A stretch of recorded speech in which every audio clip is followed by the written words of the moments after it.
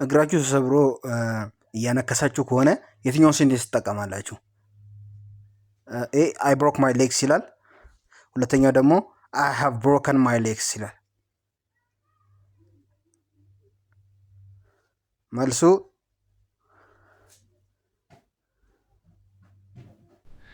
I have broken my legs.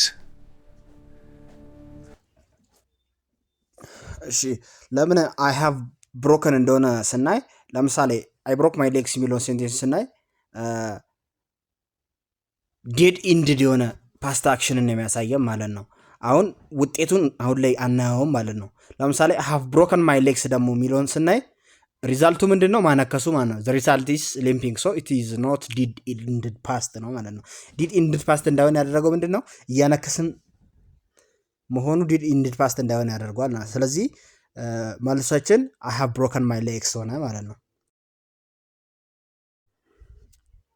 እስቲ አሁን ደግሞ ከነዚህ ሴንቴንሶች ግራማቲካሊ ኮሬክት የቱ ነው? አንደኛው ኤ አይ ሃቭ ሲን ሂም የስተርዴይ፣ ቢ አይ ሶ ሂም የስተርዴይ፣ ሲ አይ ሃቭ ሶ ሂም የስተርዴይ፣ ዲ አይ ሃቭ ቢን ሲንግ ሂም የስተርዴይ።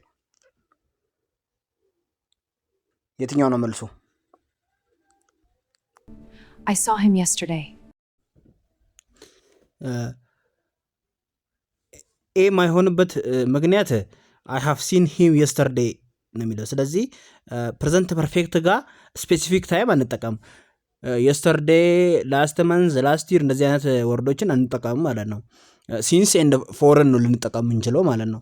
ስለዚህ ኤ አይሆንም ማለት ነው። ቢ ደግሞ መልሱ ነው። ቢ እናልፋለን። አይ ሃቭ ሶ ሂም የስተርዴይ የሚለው ደግሞ አይ ሃቭ እና ሶ አንድ ላይ አይሄዱም። ሃቭ ካለ ቨርቡ ሲን ነበር መሆን የነበረበት፣ እሱንም እንጥለዋለን ማለት ነው። አይ ሃቭ ቢን ሲንግ ሂም የስተርዴይ የሚለው ደግሞ አሁንም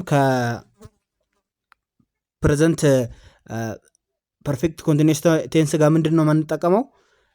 ይሄኛውን የስተርዴይ የሚለው ወርድ አንጠቀመው ማለት ነው።